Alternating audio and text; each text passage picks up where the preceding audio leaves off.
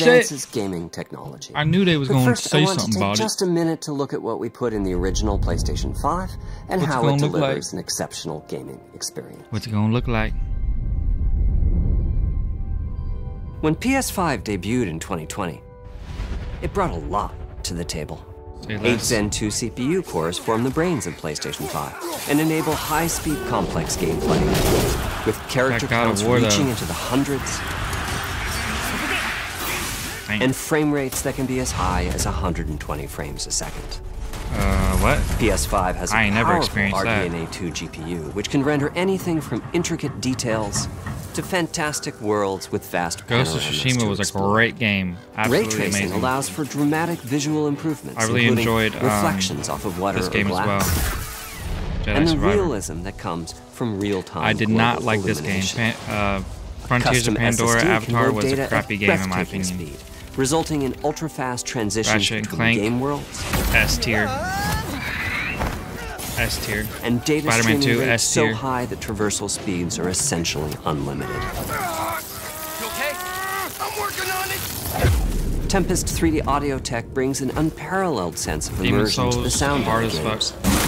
Never finished it. With audio so real, Returnal, you may not even need to see the enemies to know hard. exactly where they are. But still a great game.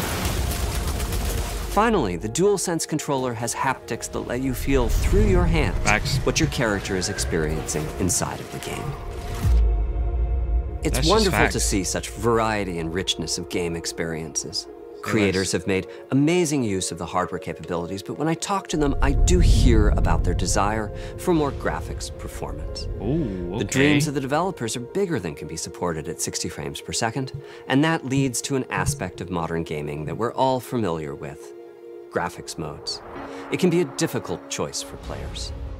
This is like a... Fidelity modes emphasize the visuals, typically through higher resolution. He's narrating this like a erectile dysfunction medicine or something. Use more ray tracing. But the games only run at 30 frames per second. Do you visuals suffer from and the controls ED? less responsive. Performance modes emphasize frame rate and interactivity, PS5 Pro. typically choosing to run at 60 frames per second. Mainly by reducing the graphical detail until those frame rates can be achieved. When asked to decide on a mode, players are choosing performance about 3/4 of the time. Removing that decision, or at least narrowing that divide, is one of the key targets for PlayStation 5 Pro. We want to give players the graphics that the game creators aspire to, at the high frame rates that players typically prefer. To do that, PS5 Pro substantially improves over PlayStation 5 in 3 ways. Here's what we call This literally sounds like a medicine commercial. First, we made the GPU much larger and increased the speed of the memory it uses. The result is rendering that's up to 45% faster. Damn. Second, we made major upgrades to the ray tracing, taking a streamlined and accelerated approach that allows calculation of the rays at double or even triple the speeds of PlayStation 5. And finally, we added custom hardware for machine learning and an AI library called PlayStation Spectral Super Resolution, or PSSR for short. PSSR analyzes the game images pixel by pixel and can add an extraordinary amount of detail, which boosts the effective resolution of the games. Game creators are adding PS5 Pro support to new and existing titles, and with the big 3 involved, the results can be pretty amazing, with graphics showing something like fidelity levels of detail, but at double the frame rate. Here's The Last of Us Part 2 running on PS5 Pro. It has huge amounts of detail and targets a super smooth 60 frames per second. Let's compare this to the fidelity mode on PS5, which is only running at 30 frames per second and is therefore much choppier. This goal of delivering almost fidelity-like graphics at performance frame rates has been achieved for a broad set of titles, including Marvel's Spider-Man 2 and Ratchet & Clank Rift Apart. We can see that PS5 Pro is close to doubling the power of PlayStation 5. Another way to compare the two consoles is to look at PS5 Pro versus Performance mode on PS5, both of which target 60 frames per second. What we see here is a difference in detail. PS5 Pro is much sharper and crisper than PS5. Oh yeah, for sure. For this, my favorite is the parade scene from Ratchet & Clank. Distant details are much clearer. And here we can see Marvel's Spider-Man 2 is noticeably higher resolution throughout the scene, including the trees and procedural cars. Wow. So Nice. overall, some remarkable improvement to the games. For On sure. PS5 Pro, we can see increased sharpness to the graphics or smoother and more responsive gameplay. This is the big three showing their value. As you've been seeing, Nice. machine learning via the PSSR library is being used quite broadly to add pixel detail and boost frame rate. But there are as many approaches as there are game engines. The increase in raw GPU power is being especially effective for Horizon Forbidden West. Apart from the detail boost, that Wow. extra graphics power is allowing for This game is improvements already, to lighting like, and beautiful visual as fuck. effects, as well as to the hair and the skin in cinematics. Open up, guys. Jorv's orders. Good enough for me. Yeah, that game is beautiful already. Ray tracing is finding broad usage as well, particularly when the games are focused on higher frame rates. The faster hardware in PS5 Pro can make a real difference. Allowing Gran Turismo 7 to add ray-traced reflections between the cars in gameplay, Wow. while continuing You to can see it, support too. their targeted 60 frames per second.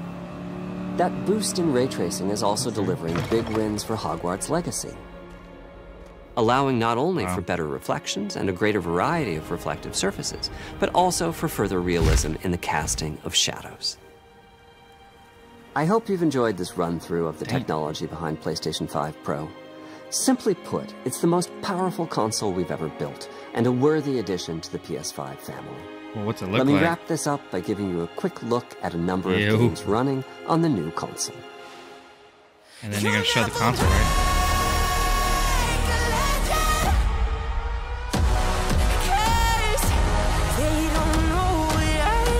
It was right. Everybody was right.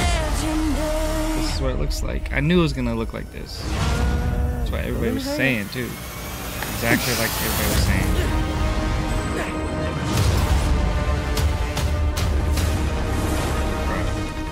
I'm buying this. 100%. It's about to be one band. You're right. It'll be worth it. Okay.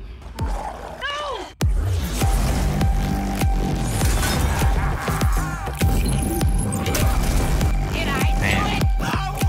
Looks good as hell. What's with all the neon? PlayStation is just on top of their game. Nobody can match their game, I swear. So we need to see a price and a release date so far. That's the only thing we're missing.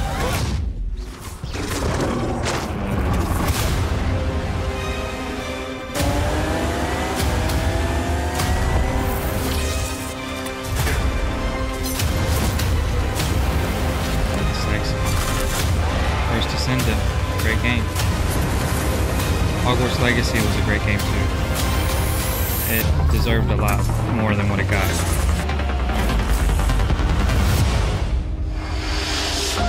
Vertical stand sold separately. 700, that's what everybody was saying. I knew it. Wait, it said November, what? Hold up. November 7th. Damn, that's soon as fuck. Hold up. November 7th.